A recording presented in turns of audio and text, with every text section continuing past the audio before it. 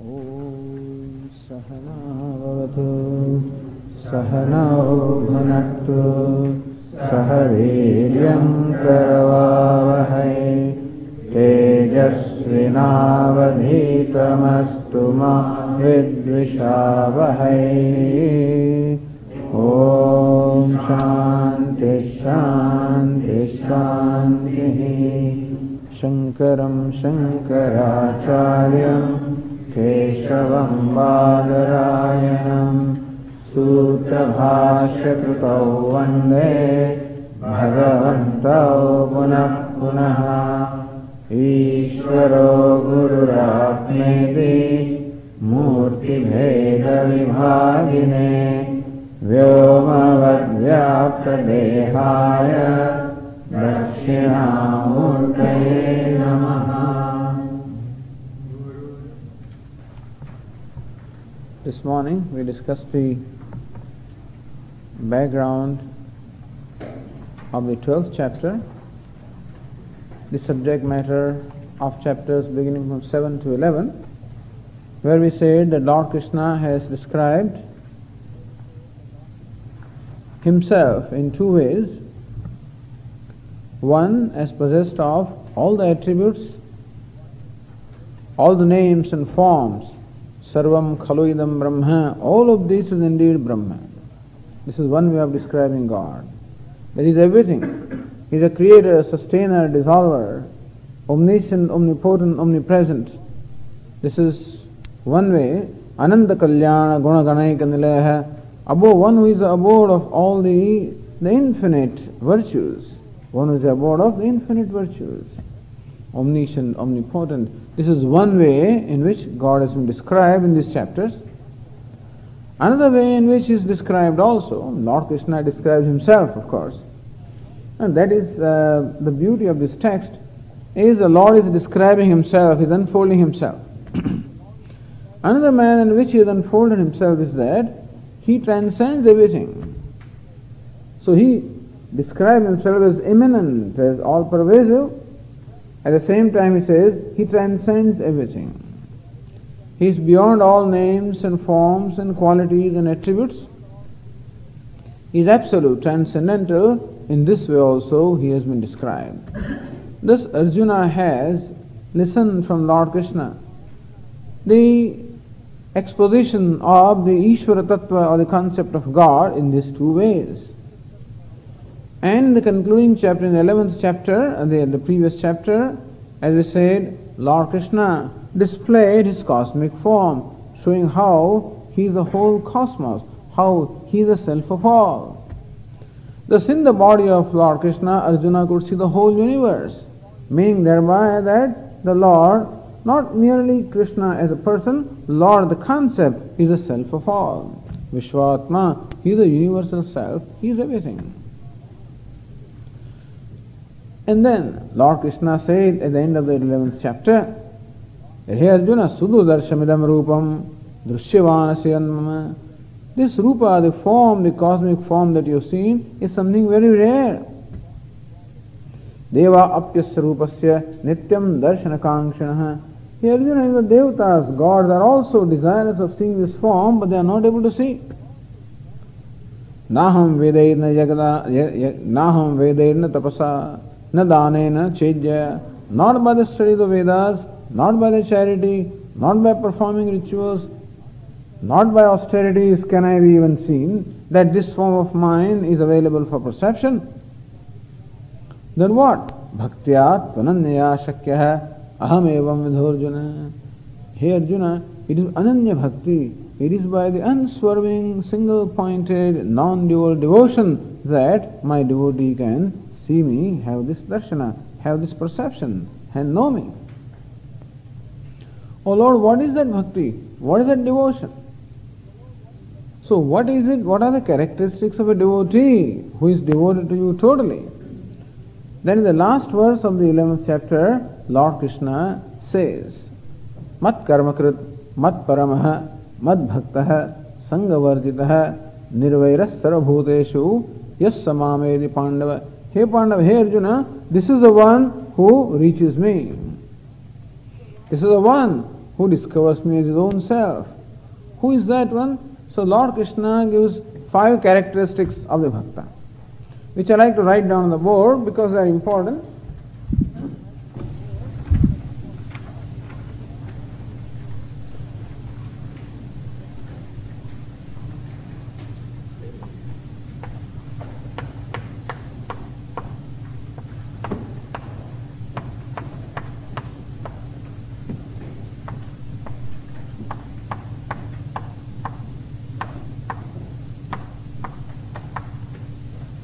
Mat karma krit.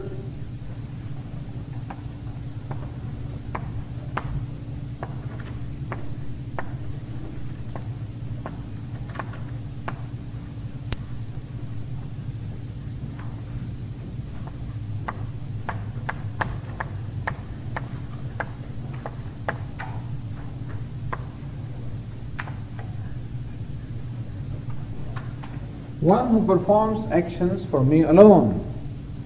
This is devotee.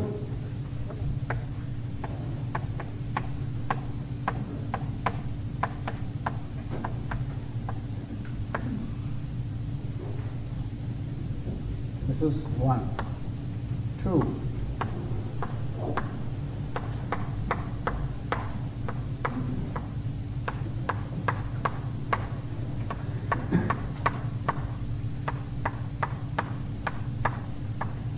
Mat paramaha.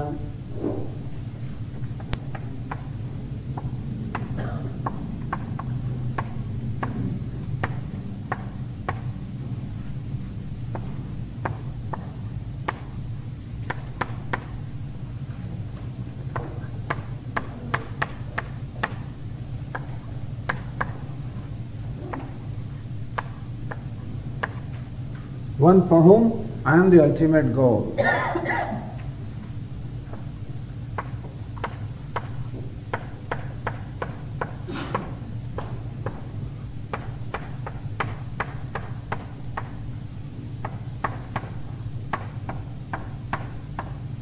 Mad bhaktah.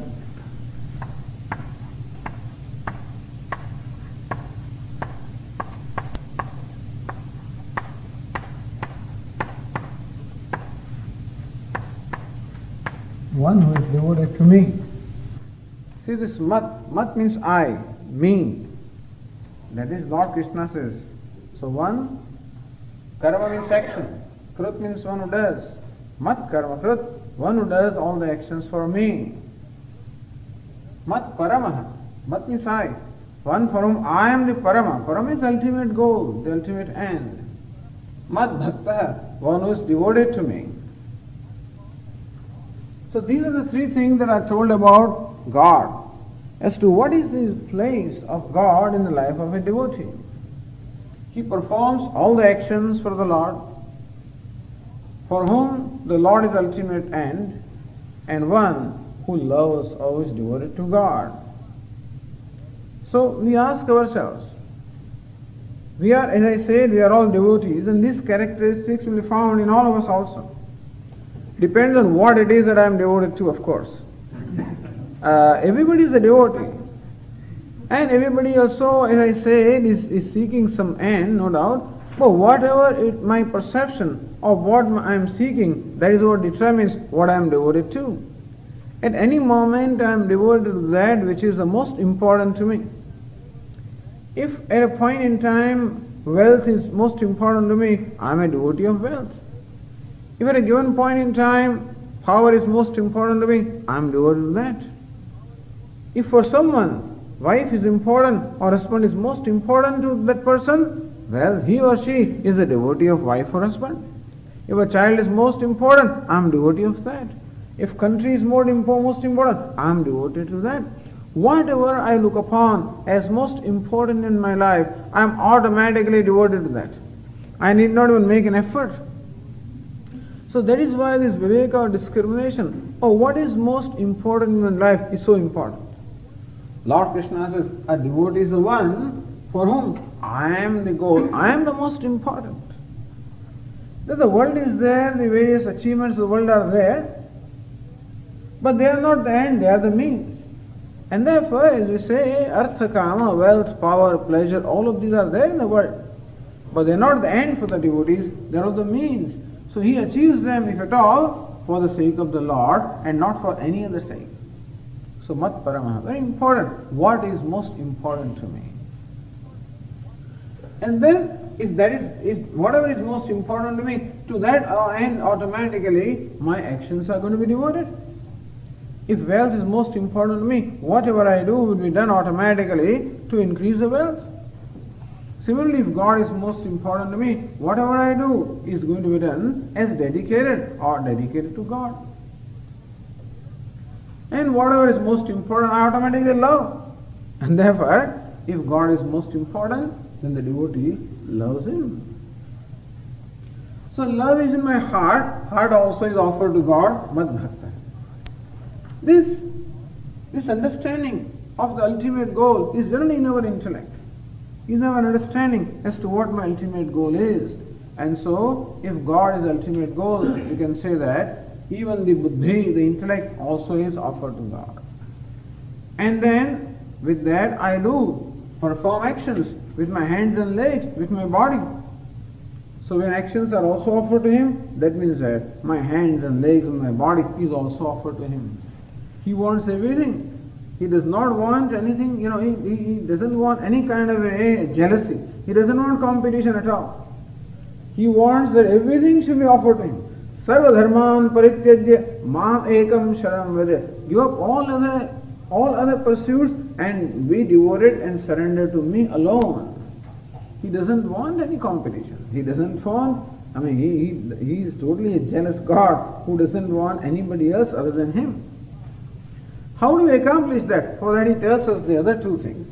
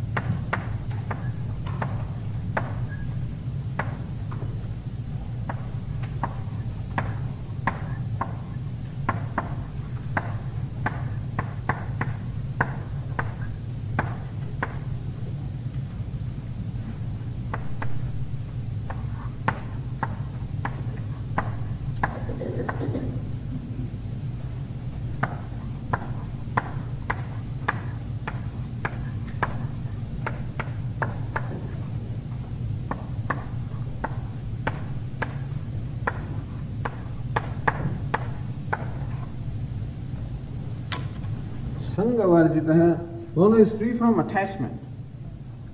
Normally we have attachment for, as I said, for our near and dear ones, for the wealth, for comfort, a lot of things are there. To what? A person is attached. Sangavarjitah, one who is free from attachments everywhere else. Of course, our mind is such that it must be attached someplace. Without attachment, the mind cannot be, even though the Vedantins talk of giving up all attachments. Really, what it means is giving up attachments to everything other than him. So idea is the mind's nature is to attach to something. Right now that attachment is into millions of places. So when I withdraw my attachment from everything else, then the mind will be totally attached to him. So that is how I become his devotee. He wants that I should be attached to him. But at the moment I am devotee of so many things that therefore he doesn't have much room for in my heart. And therefore he says, withdraw your attachments from everything else and then be attached to me. And then also in the fifth condition, the fifth characteristic is nirvairaha sarvabhuteshu. Vaira means enmity. Nirvairaha, one who doesn't have enmity. Sarvabhuteshu, to all the beings. So one who is free from enmity towards all the beings. So Lord Krishna says, may you have no enmity towards anybody. So enmity or aversion also is nothing but a form of attachment. Usually enmity or aversion arises in my mind for somebody or something when that thing or being comes in the way of my attachment somewhere. I am attached to something, and when I perceive a threat to that attachment, then that object becomes the object of my aversion. So raga and dvesha, what is being said is that may become free from raga and dvesha, attachments and aversion. So even if I have aversion for enmity for somebody, God being everything, ultimately I am having enmity for Him alone. He being the self of all, He being everything, He says, may you not have enmity for anyone. At the same time, when I am attached to something, Swamiji, all right, I may not have enmity for anyone, but what's wrong with attachment? So why are these Vedantin fellows all the time talking about giving up attachment? The point is, attachment means that my love is only centered upon a few things. The Lord says, I am everything, I am the self of all. Therefore, He says, love everybody. What is meant by giving up attachment to a few things is that so that your love is available to everybody. So that will be said subsequently also. Sarva bhuta hite rataha, the devotees are those who are devoted to the well-being of all. So these are the five characters. This was the last verse of the 11th chapter. So one who is like this, he reaches me. Yes, samamedi pandava. Here Arjuna, one who is like this, definitely reaches me. So this is in mind of Arjuna. Now when the 12th chapter is started, this verse that has been quoted, that Vishwarupa or the cosmic form that has been shown in the 11th chapter, and this last verse that is stated in the 11th chapter also are in Arjuna's mind when he asks this question. So that's how the 12th chapter begins with the question of Arjuna.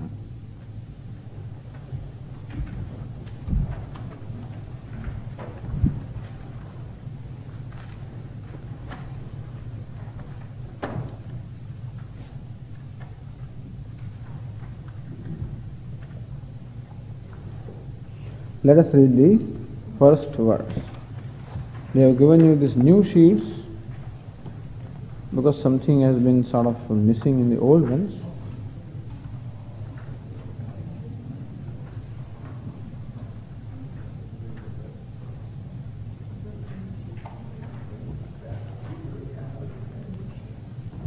What's the thing? What's the matter? The first verse is okay. No problem. All right. The first verse is all right. The second verse is not too bad.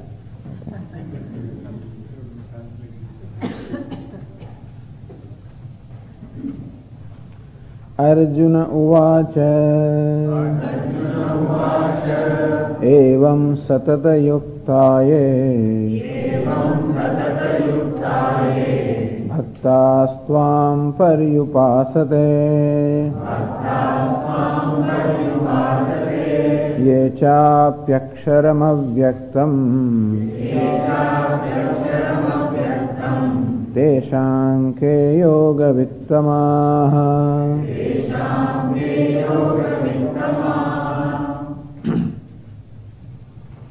Arjuna Vacha, Arjuna said, Evam satad yuktaha ye bhaktaha tvam paryupasate ye chapi aksharam avyaktam tesham ke yoga vittamaha. Evam, now you look at the translation so you can see how the words are translated. Evam, in this manner. There are those devotees, bhaktaha, who constantly committed satata yuktaha, meditate upon you, paryupasate, tvam paryupasate.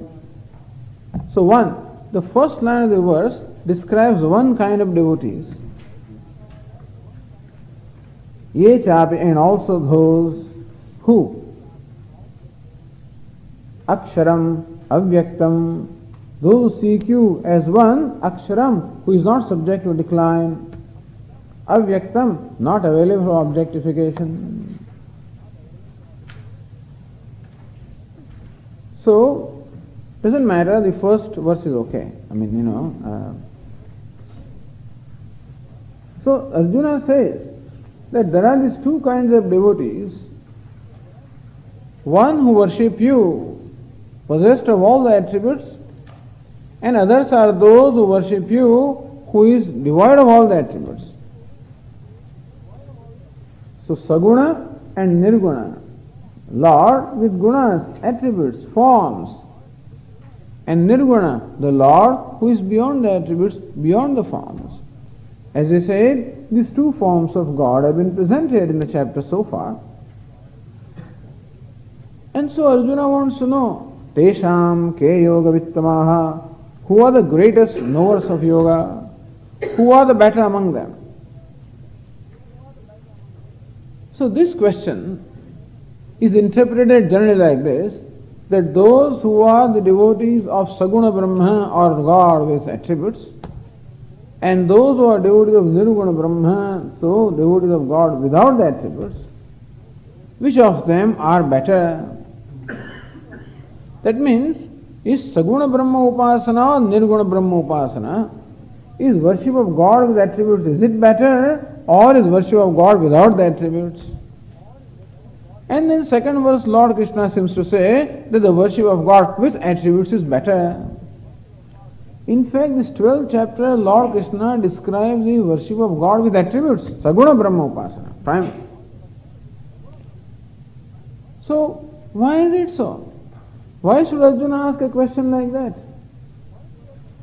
Arjuna is not asking which one is better, which bhakti or which devotion is better, whether should the devotion to the Lord with attributes is better or devotion to the Lord without attributes is better, which form of devotion is better. That is not really the question of Arjuna.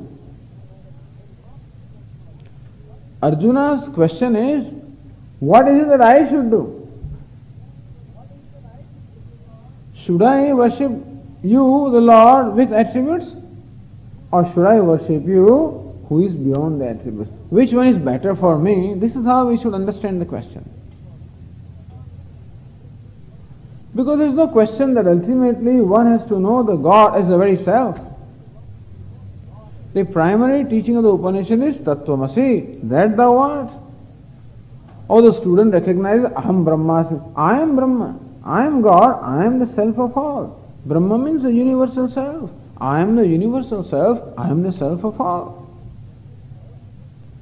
That means one has to recognize the identity between oneself and God. That's ultimate. Ish jivayor veshadhi bhida sat svabhavato vastu kevalam. In Upadeshasaram, Ramana Maharshi says, that what's the difference between Ishvara and Jiva? What's the difference between God and this individual self? Is that they are wearing different costumes.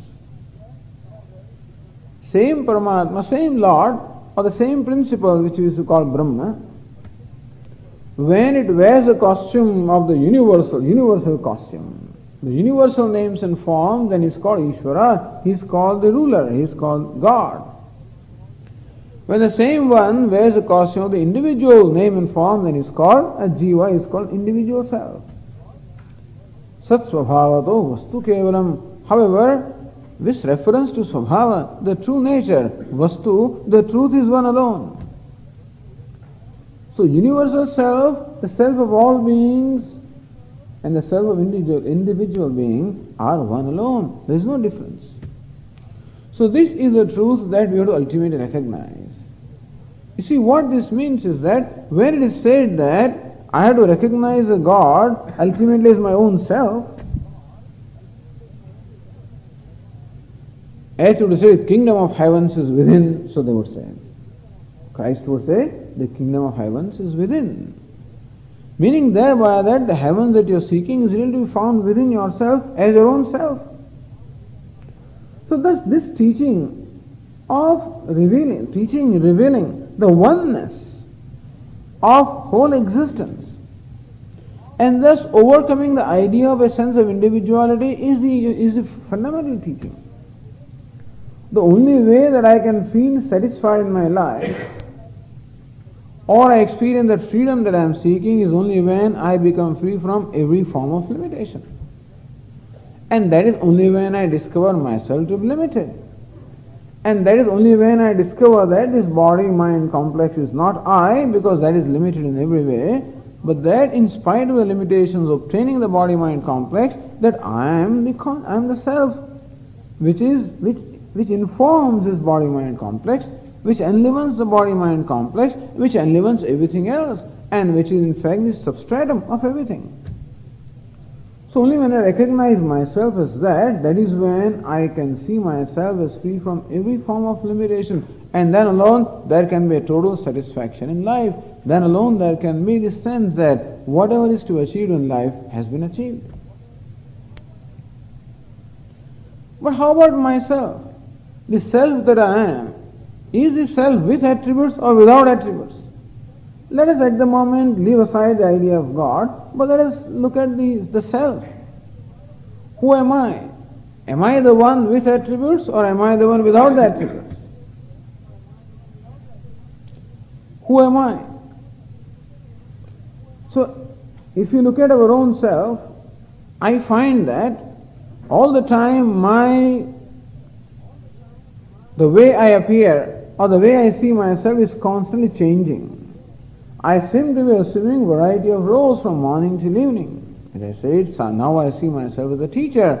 At some other time I see myself as a student. At some other time I see myself as a friend. At some times I see myself as successful. Whatever. In different ways I keep on seeing myself. That means that the I constantly changes. Now how can one thing constantly change unless the change is apparent? Unless that what we call this teacher and the student and the father and the son, all of these are merely the costumes put on by the I, and that I in reality is free from all the costumes. So when you think of the I, it is quite clear that the I or the self cannot have any attributes. The one who assumes all the attributes, must be free from all the attributes. And therefore, what's the nature of I? That is a simple awareness of the consciousness. It doesn't have a form, it doesn't have a shape, it doesn't have any attribute at all. So that which eliminates all the attributes, that which is aware of all the attributes, is itself free from all the attributes. So when you think of I, then it's quite clear that the I or the self, that is consciousness or intelligence, is devoid of any kind of attributes or qualifications. And then, if I have to recognize God as my own self, naturally God also is devoid of all the attributes. And therefore, when we talk of knowing the God beyond the attributes, it means that knowing the God as my own self. So now we have therefore two forms of worship. One is that in which the duality between the devotee and God is maintained because I look upon God as possessed of certain attributes, and I look upon myself as someone separate and a devotee of the God, and so that duality between the devotee and the God is retained. Other is a form of worship when that very duality, that very distance of separation itself is erased. Which one is better? There cannot be a question of which one is better, because as long as there is any separation between myself and what I am devoted to, as I said, I cannot have a sense of total satisfaction. Even though they talk about devotees such as Mirabai and others, or Tulsidas ji, and they say that look, these were the devotees of God who looked upon God as different from them. That Mirabai worshipped Lord Krishna, or that Tulsidas ji worshipped Lord Rama, looking upon them as the Ishta Devata, as the gods that they worship. But if you look at Mirabai's writings also, her compositions or Tulsidas' compositions, we can see how there is that, even that separation that Mirabai feels from that Lord, that she wants to even give up that, because that she expresses how she is suffering from a sense of separation, and that she cannot accept it, she cannot tolerate it. So ultimately, devotee cannot accept the separation from God, and the devotee really finds a total satisfaction only when he or she finds total oneness or identification with God. So this is a vision of the Upanishads. And that is going to be the vision of any teaching, any spiritual teaching. And so it cannot be that one is better than the other, or there is no comparison, really speaking, because the end that we are seeking is ultimately becoming one with that Lord who is beyond all the attributes, who is limitless. However, then what's the place of worship of God with attributes? How come we are worshipping God in a certain form, with certain attributes? What is its place? That is presented as a first step. It is presented as a means to ultimately recognize the identity with the Lord.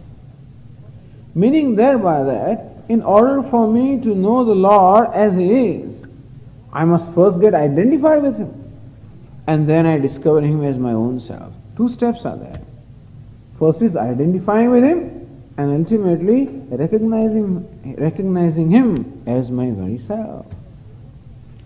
So this what we call devotion or bhakti, what we call worship of God, is nothing but a process of identification with God. So that is called love. What is love? Is nothing but identifying with the object of love. And the love finds its culmination when the identification is total. When the one whom I love is in no way separate from me. When I discover a total oneness, that is what is the culmination of love. And the same thing here. That when there remains no separation whatever with the Lord whom I love or whom I am devoted to, that's the culmination of bhakti or the devotion.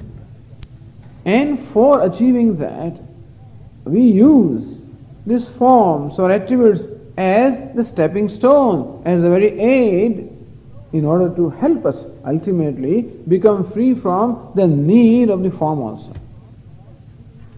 So worship of Lord in the realm of duality is so that we can grow out of duality. The familiar example that is given is example of a bolt pole. So how this athlete who wants to jump 13, 14 feet, let us say, how he takes the help of a pole, and how he rises with the help of the pole. He rises to that level of maybe 13 feet, drops the pole, and then he crosses the boundary. Similarly also here, I use the form, which is evident. It is not that form is not God, form is God. But that God is not confined to that. He is not limited to that also. So these forms, names, attributes, all of these are used. So God with attributes, God with form. I worship Him.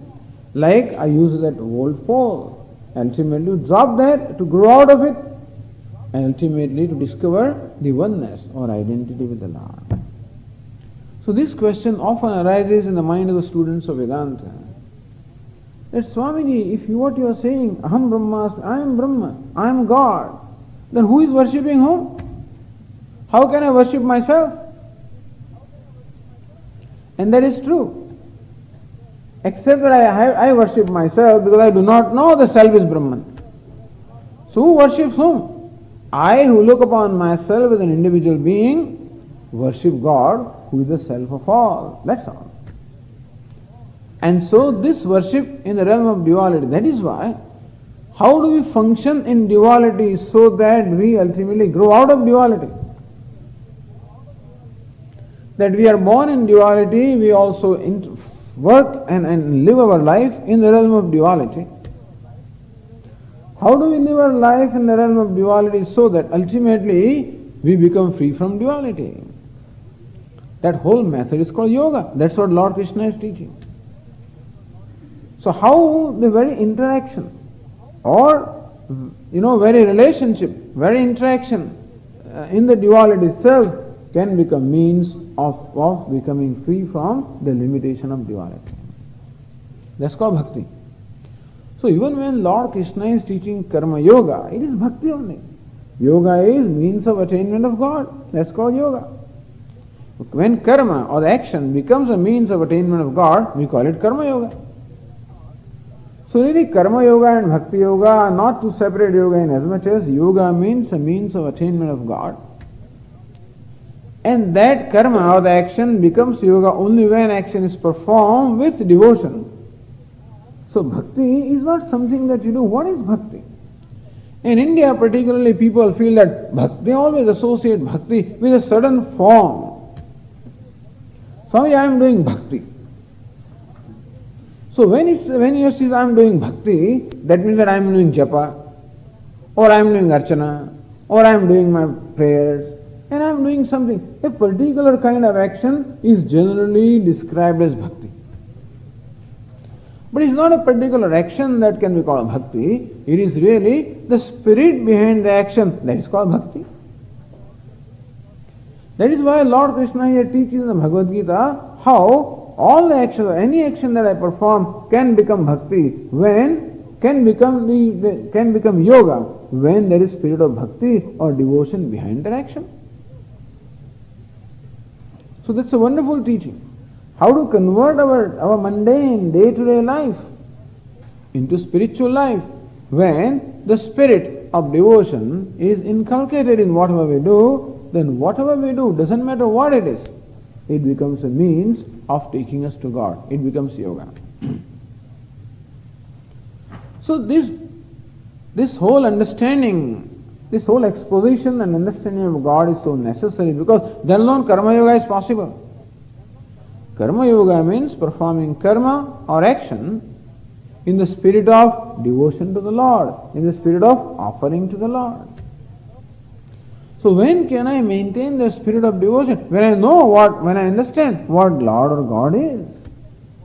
That is why the 6 chapters are devoted to unfolding the nature of God, so that keeping that in mind, whatever I do then becomes the act of devotion.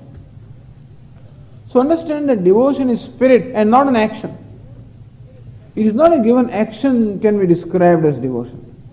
As I said, even the very act of worshipping God may have no devotion in that. It can be a matter of, I am a professional priest, let us say, who performs all these priestly duties or priestly actions by way of my occupation.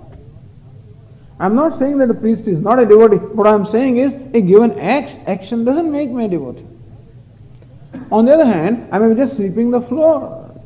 I may be doing apparently a very mundane action, performing a very mundane action, and still I can be a great devotee of Lord if that action is performed with a devotion, as an offering to God. Swamiji, how can I sweep the floor and offer it to God? Where is God? Well, that is the Bhagavad Gītā says that, as we have been discussing since morning, what is not God? The question here is not what is God or where is God. The question is where God is not, or what is not God. Everything is God. I don't see God not because God is not there, because I am not ready to see Him, that's all. So we don't have to do anything with God. We have to do something with our own mind, which is the instrument of seeing. And yoga is nothing but the method, the whole practice, or process rather. Yoga is nothing but the process of slowly preparing my mind for this perception of what obtains. And therefore, if everybody is God, everything is God and everybody is God, let us say I am vacuuming this floor, then whoever will walk on this floor is God. In fact, they are. And so if I have this spirit in my heart that I am performing the act of vacuuming this floor, so whoever sits here, whoever walks here, that may they be comforted, may they be served, may they be happy.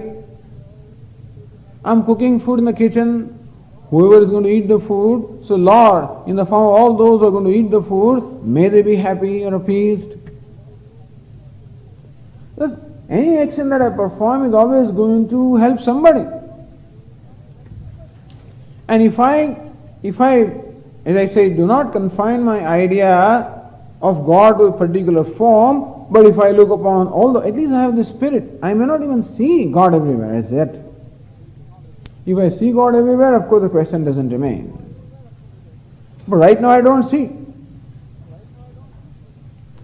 And still that's what Lord Krishna will say. So that is how that action becomes the act of worship. So understand, bhakti or worship is spirit and not a particular, it's not a form. We require the form to express the spirit. But mere form is not bhakti. The spirit which is there behind the form is bhakti. So in this and other chapters, Lord Krishna describes the spirit of devotion. So going back to this first verse of Arjuna's question, in the first line Arjuna says, Evam, in this manner, in the manner that we just talked here. Because that last verse that Lord Krishna said at the end of 11th chapter is in mind of Arjuna. When he says, Evam, in this manner, in what manner? In the manner, O Lord, that you just told me in the last verse. Satata yuktaha, all those devotees, bhaktaha, who are totally committed to you. Bhaktaha, your devotees. And your devotees alone.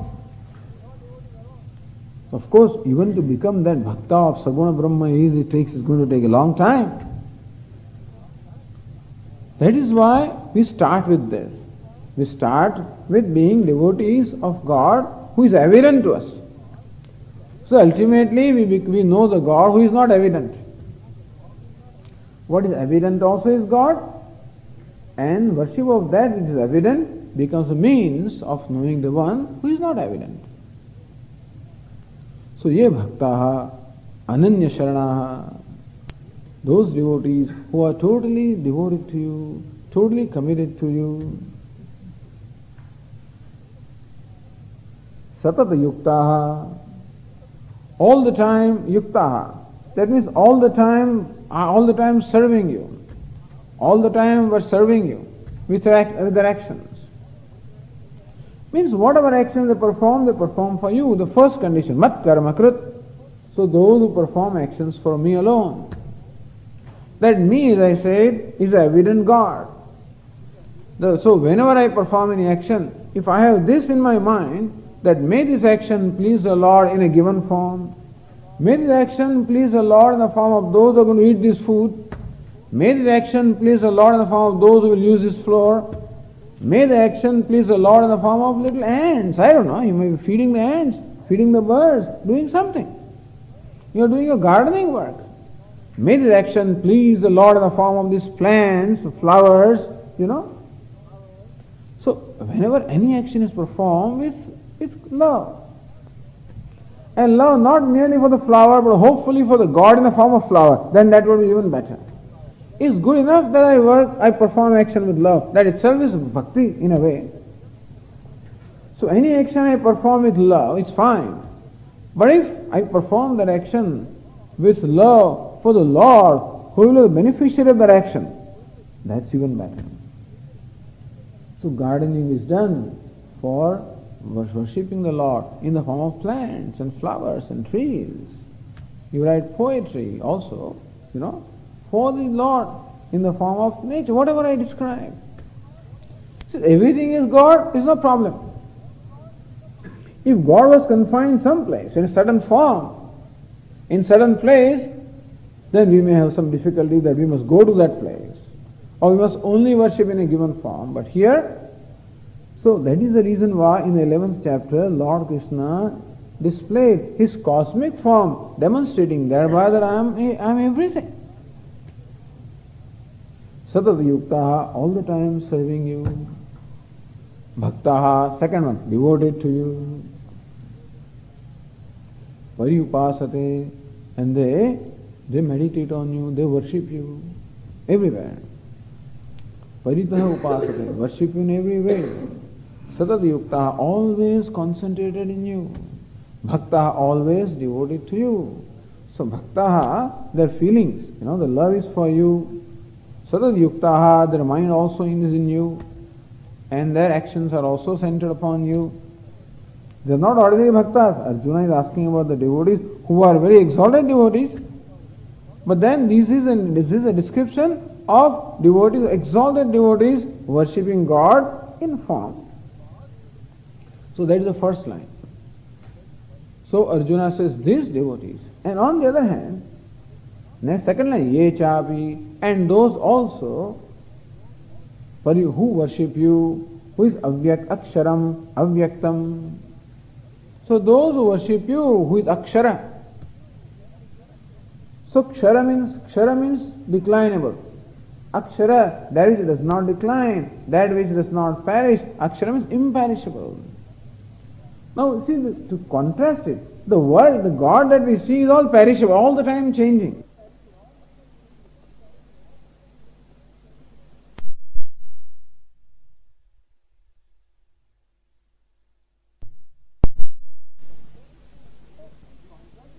So in contrast to that, Arjuna says, those who worship you, who is imperishable, who is changeless, avyaktam, and what we confront, that God that we confront is vyakta, is manifest.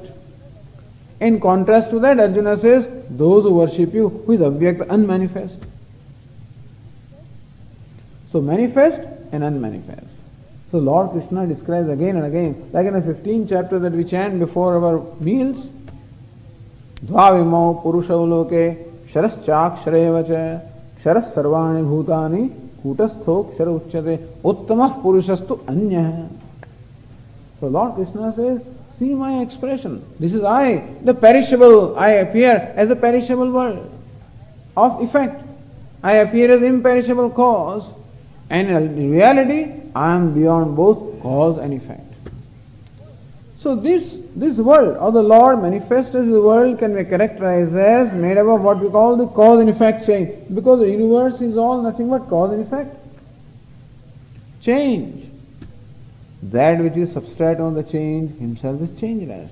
That which is substract on the change of cause and effect, beyond cause and effect. That which manifests in his names and forms himself is unmanifest. Aksharam, avyaktam, paryupasate.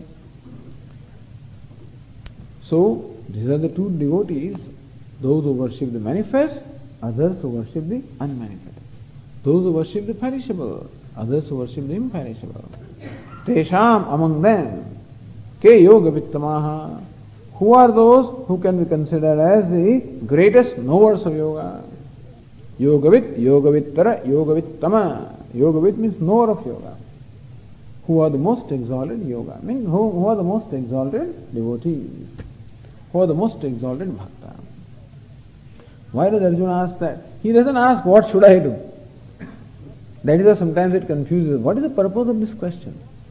If he had simply said, what should I do, then it's okay. Every time he asks, sannyasam karmanam krishna, punar yogam cha shamsasi. You are on one hand praising sannyasa, other hand you are praising karma yoga. Point is, what should I do? Should I become a sannyasi or should I perform the karma? Here also, Arjuna is a very simple person. The very name Arjuna suggests. Rujutvad Arjuna, one who is very simple-minded. Therefore he says what is in his mind. And when he asks a question because he has a question. Not he asks a question to question the Lord, or he asks a question to test him or to find out or something like that. No. That is a very simple person. And that is Arjuna qualified for this teaching. He may have some difficulty, some problems may be there, but simplicity is there. And so, purpose of Arjuna's question is, what should I do? Kesham jnanam maya anusaraniyam. Whose path or whose way should I follow? That's all. That's what he wants to know. And Lord Krishna understands that. The purpose behind the question, and accordingly replies. In short, in the first verse, Arjuna asks this question: who are the greatest devotees, O Lord? Those who are devoted to you, those who worship you in the form, who is manifest, who is changeable in the form. On the other hand, those who worship you, who is changeless, who is beyond the form, beyond the change of these two, who are greatest devotees. Meaning, what should I do? Now, Bhagavan, Lord Krishna wants to tell Arjuna that you should worship Lord with form. For the very simple reason, as Lord Krishna himself will describe, that worshipping that God beyond the attributes and beyond the form is extremely difficult. In the sense that it requires a lot of preparation of the mind. Based primarily, it requires a mind totally free from all the likes and dislikes. It requires a mind enjoying vairagya or dispassion. As the qualification will describe subsequently, it requires a person who can at will withdraw his mind from the forms. So who are those who can worship the Lord beyond the forms? Those who are not attached to forms. Those who do not require the need are those who do not require aid of the forms.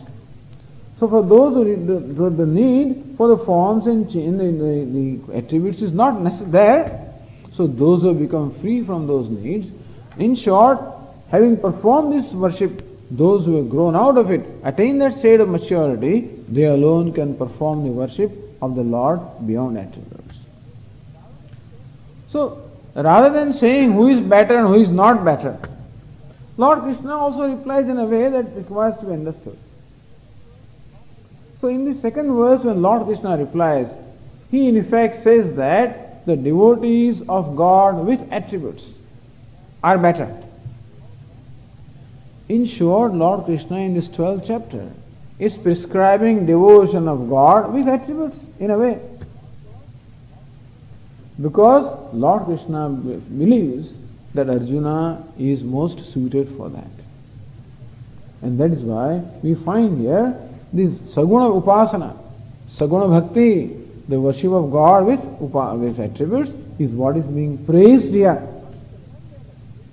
Not to condemn the other, but to encourage Arjuna, to create that enthusiasm in Arjuna for pursuing that path. So this is the style of the scriptures, that whenever we want someone to do something, we have to create an enthusiasm in that. And for creating enthusiasm, we praise it. In that spirit, Lord Krishna here praises the bhakti, the devotion of Lord with forms, with attributes, in order to create that commitment and enthusiasm in the mind of Arjuna, because Lord Krishna believes that that is what Arjuna is fit for at this point. So keeping all of this in mind, we have to read these verses. So in this second verse, Lord Krishna says,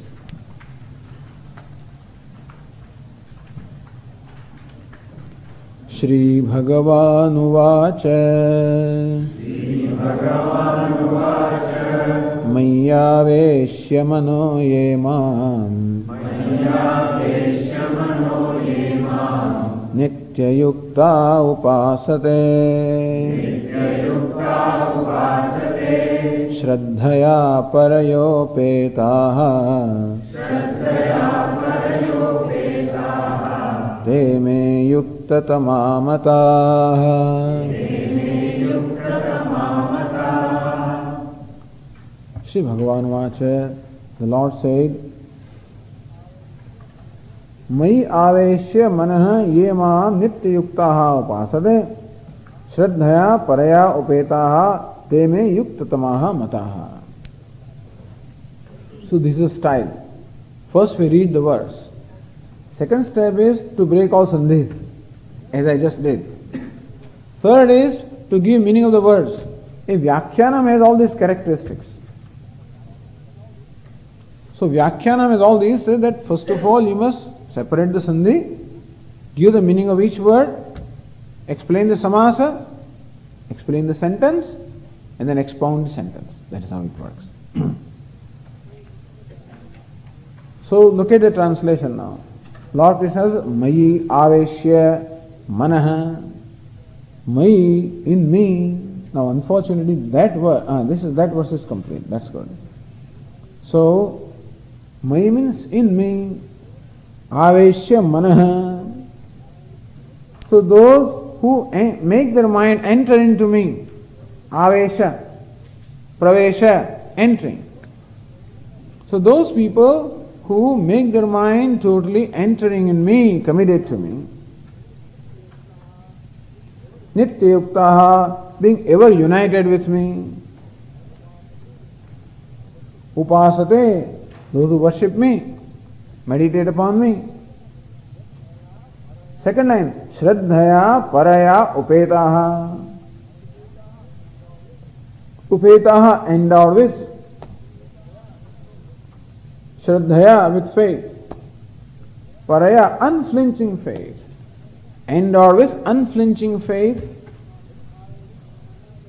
Mai aveshya manaha, their mind, those who have made their mind enter into me. Nityayuktaha, always united to me. Upasate, those who worship me, meditate upon me. Te me yukta tamamataha, they are the most exalted in my opinion. Me mataha. Me mataha, this is my opinion. In my opinion, they are the most exalted ones. So look now, Mai aveshya manaha. Mai means in me. Mana aveshya. Aveshya means praveshya, making their mind enter into me. That means what? When their mind is totally thinking of me alone. See, our mind keeps on assuming different forms, Imagine wax. So wax can be, when we melt the wax, it can take any form. So in whichever dye we pour that wax, that form the wax will assume. Or any molten substance will assume the form of the dye in which it is poured. Similarly, imagine our mind made up of like a molten substance, constantly assumes different forms. When I look at the tree, mind assumes the form of a tree. Look at you, mind assumes the form of you. Whatever it is that I am perceiving or thinking about, mind assumes that form at that time. So thus mind can be compared to a molten matter which keeps on assuming different forms. Lord Krishna says, may that mind be entered, may I be that dye in which your mind is poured. That means your mind must assume my form. So I must be all the time the subject matter in your mind. That's what. All the time, my avesha, those people who are identified with me, all the time. Avesha, in the vernacular, avesha means what? The fellow, something has entered. So when a spirit enters, we say avesha, something has entered. Similarly, when God enters, into me, that's what it amounts to. So that means that ultimately this devotion, so my worship of the Lord, as I said, what is love is nothing but identification of the object of love. Understand, we start from where we are, we have devotion to God, but we don't have this kind of devotion that God is the only thing in my life. But ultimately that is what He wants. Mat karma karut. Those who only perform actions only for me. Now how can it possibly I have to perform my duties for my family and this and that, but then look at me or see me in all those things. So don't look at this person as your wife or husband. Look at them as Narayana in the form of wife or husband. Don't look at them as your children. Look at God or Narayana or Vasudeva or Om or whatever in that form. That's all we have to do. We have to keep reminding ourselves that this is enemy, Lord in that form. My friend, Lord in that form. My child, Lord in that form. Whatever, inert sentient, whatever there is, it is Lord in that form. So all the time reminding myself that I do not forget Narayana, Narayana, Narayana, whatever name you want. Vasudeva, Narayana, Shiva, Rama, Christ, whatever name I like, that alone manifests everything. And that is how all the time my mind is thinking about it. That means my mind all the time assumes the form of Narayana. Because his Vishwarupa is the cosmic form, he is the self of all. Nityayuktaha, all the time united with me, all the time their mind is centered upon me, all the time they are serving me. So look, whenever I perform an action, my mind is always somewhere. So action is performed with hands and legs, while the mind is all the time thinking and offering that action to the Lord. Upasate, meditate upon me. The mind is meditating or thinking of God. Hands and legs are performing action in service to God. And my heart, bhaktaha, so my heart expresses a love for God. That means my whole being is offered to Him. But I have not seen this God, Swamiji. How can I do that? Shraddhaya paraya upetaha. If you have seen God, then there is no problem. You don't have to be told to do that. Because I see God and therefore whatever I do is for God. But I don't see Him. Then what do I do? Shraddhaya paraya upetaha. Those who are endowed with paraya shraddhaya, a supreme or exalted faith, a trust. In this declaration of the scriptures that whatever it is God. As I say, it does make sense to my mind. In my mind it makes sense. In as much as we said, what is God? God is nothing but, as I said, goodness, or harmony, or beauty, or love, or happiness, or fullness, or whatever it is, whatever is the most exalted for me, that is God. Then whenever you look, you can see that element of beauty there. You can see that element of goodness there. You can see the element of love in anything. Even the most, vicious person also, you can see. Except that love or goodness is so buried inside that it is not evident at all. But then if you see it there, if you press your mind, you'll see that. Except it requires me to become so large-hearted to see that. That's all it is. If I become so large-hearted that whatever the actions of that person are, they do not affect me at all, I can pardon them or I can understand them for what they are, then I'll be able to see what the ultimate nature of that thing is. When my child, for example, a 5-year-old boy, Dad, I hate you and I do this, and he kicks me and things out. Suppose, sometimes children do that. That's what they see on the TV and that's what they do other children doing, that's all. We never did this, by the way. I never told my father or mother, I hate you and I kick you and things like that. I don't remember. But here this one, I hate you. So they hate it wholeheartedly, love also wholeheartedly, I guess. Most of them do wholeheartedly. Whatever they do, they do wholeheartedly. But suppose my child comes and kicks me and does whatever it is, because I can see that the fellow is upset. Do I not still see my child in that? And do I not laugh at it? Look at this fellow, Do I not laugh at it? Sometimes I do. If I am in my right mind, I may not all the time do that. Sometimes people, give it back to children also, if they have their own problems. But usually, if I am all right, it is not very difficult for me to be able to see where the child is coming from. And this outer behavior is just because of some kind of misunderstanding. Because I know that after 2 minutes the child will say, he will hug me and say, I love you. So I see how that love, which is the nature of the child, is not denied or has not disappeared in spite of these outward behavior. Because I have the large-heartedness with reference to my child, that I can forgive him, or I can see where the child, I have the understanding and forgiveness both, and that is why that does not affect me at all. My love is not affected at all. Imagine that to be for a real person, not my child, but really an evil person. Now that would require a tremendous large-heartedness. We understand that. But suppose I was large-hearted enough, then I can see that just as my child also has some misconception and that is why it's behaving like that, maybe that fellow also has that, and that just as in my child, in the very core or essence, that love is there. Similarly also, if I can appreciate that love, I can see that, at least I can understand that this is possible. That even Ravana also can have love. It is for his child, if for nobody else. So when his son dies, you can see him crying and weeping. So there also love is there, except it takes a lot of effort to bring it out, that's all. In some cases it is easy, in some cases it is very difficult.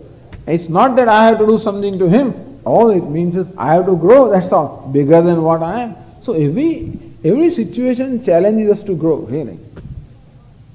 But that is, I can see in my mind that if I grow to that extent, as Swamiji says, that accommodation, ultimately I can grow in large-hearted to such an extent that I can accommodate anything.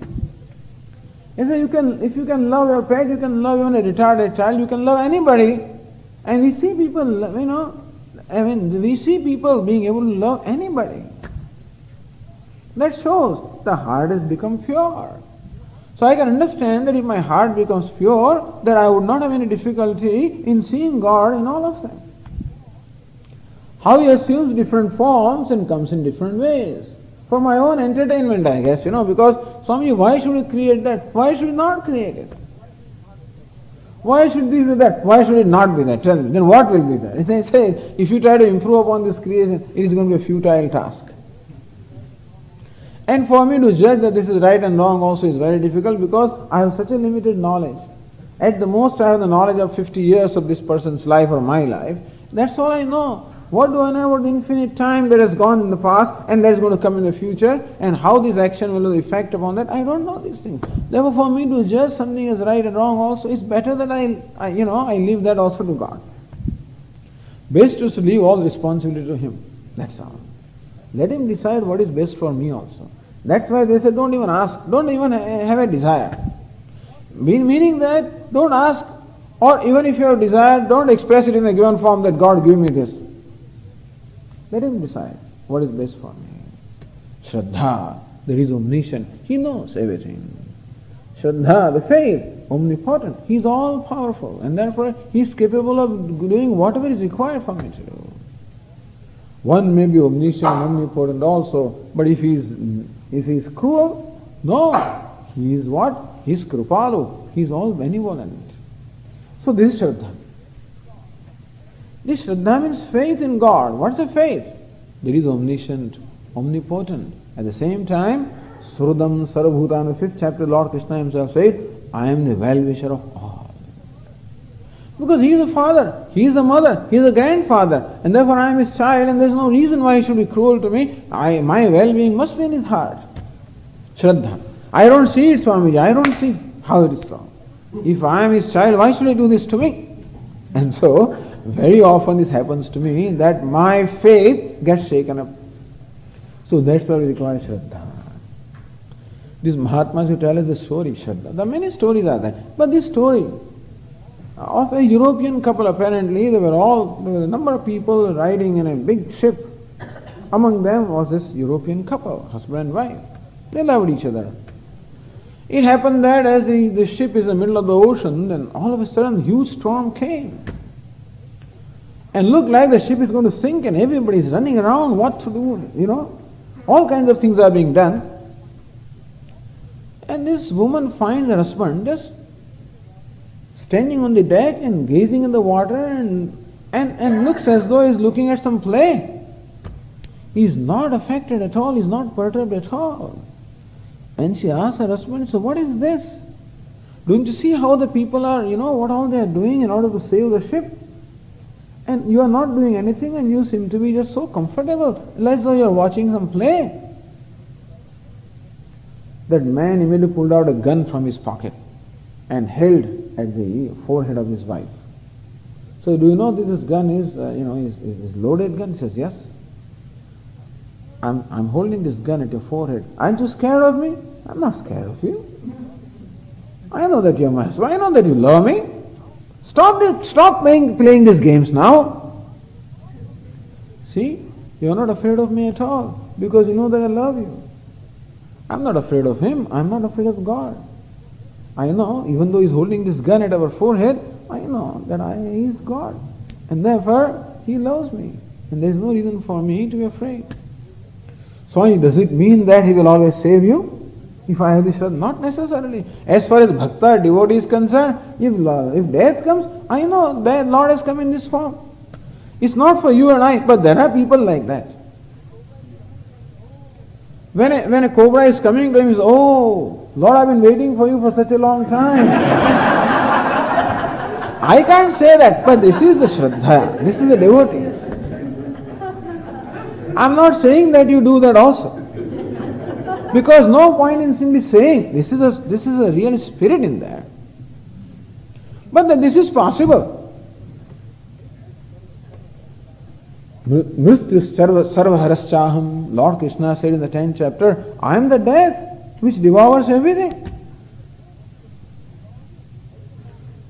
So Shraddha, this is, at the moment, this is not my knowledge.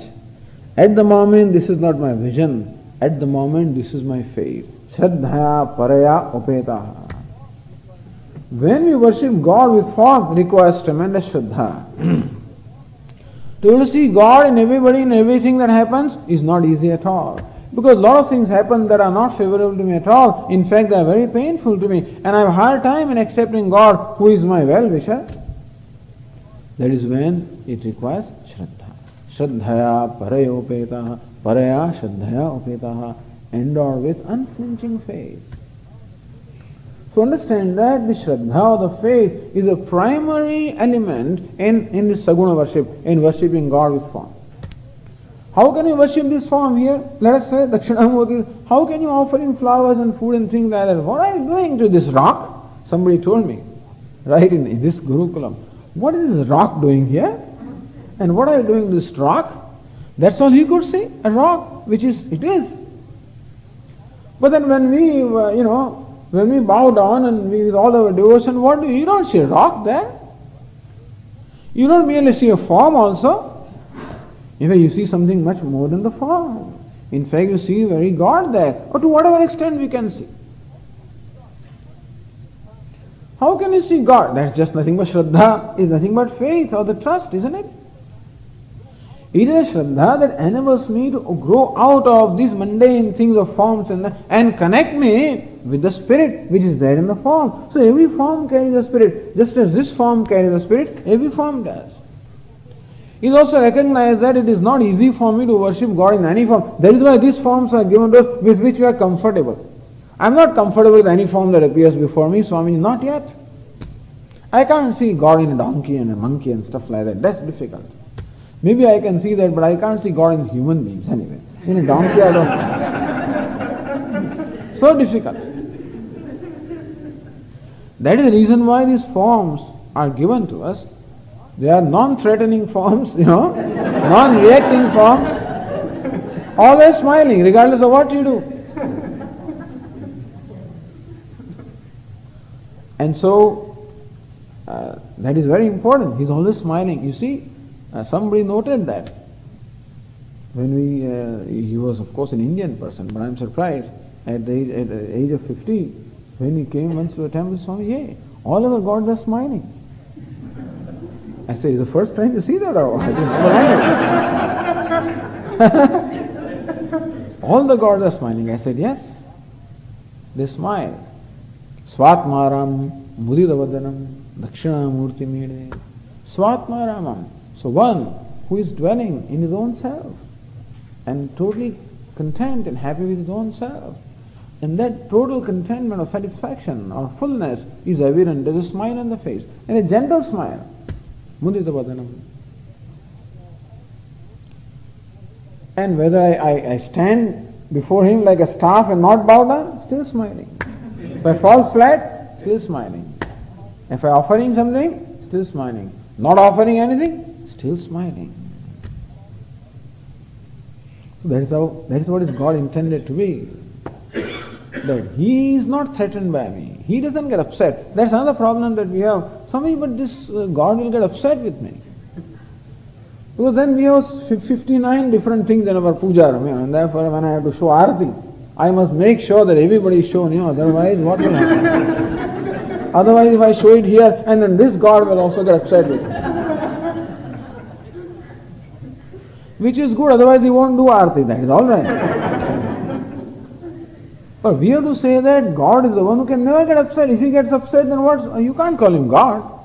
That doesn't mean that, that we have to take him for granted also, Oh, he doesn't get upset, so today I didn't perform my worship. Which is okay, he won't get upset, that's alright. But all of these is something ultimately to be discovered. And this discovery will take its own time. To discover that God is benevolent, that whatever he does is always for my well-being. Now to discover that will take its own time.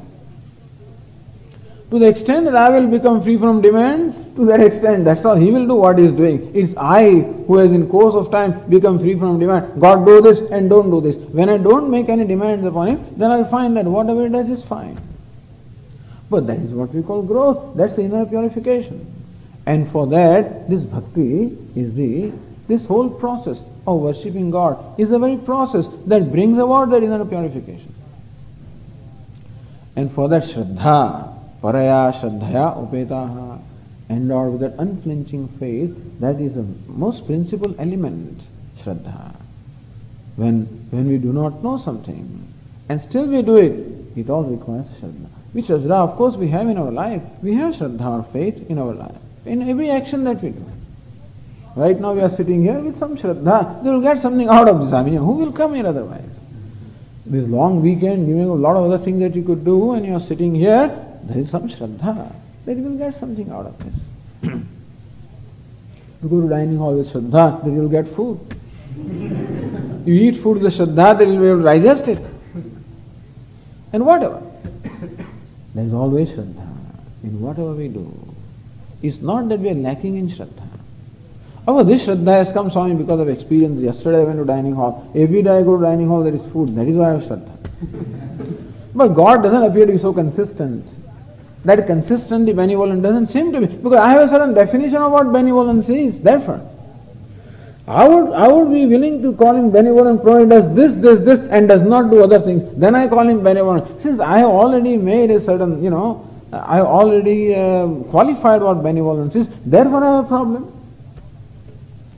Give up the qualification, that's all. This is the renunciation. So, give up demands, give up qualifying things, give up judging things. Understand that He alone is doing everything and is benevolent. So, in course of time with Shraddha, we grow into this. Shraddhaya paraya upetaha te me yukta tamamataha. In my opinion, they are the most exalted. So therefore, in this second verse, Lord Krishna says, in reply to Arjuna's question, as to the devotees who worship God with form or attributes, and others who worship Lord or meditate upon Him who is beyond the attributes, which one of these devotees are better? Lord Krishna is in fact saying, the devotees worshipping form, God with form, worshipping manifest God, they are better, because it is easier to do that. And that's what Lord Krishna means, that Arjuna, you should rather do that. And the reasons for that also we explain subsequently. Om Purnamada Purnamidam Purnat Purnamudachyate Purnasya Purnamadaya Purnameva Shishyate. Om Shanti Shanti Shanti. Shankaram Shankaracharyam Keshavam Badarayanam Sutrabhashya Kritau Vande Bhagavantau Punah Punah. Ishvaro Gururatmevi Murti Bheda Vibhagine Vyomavad Vyapta Dehaya Dakshinamurtaye Namaha. Om Shanti Shanti Shanti. Hari Om Shri Guru Bhyo Namaha.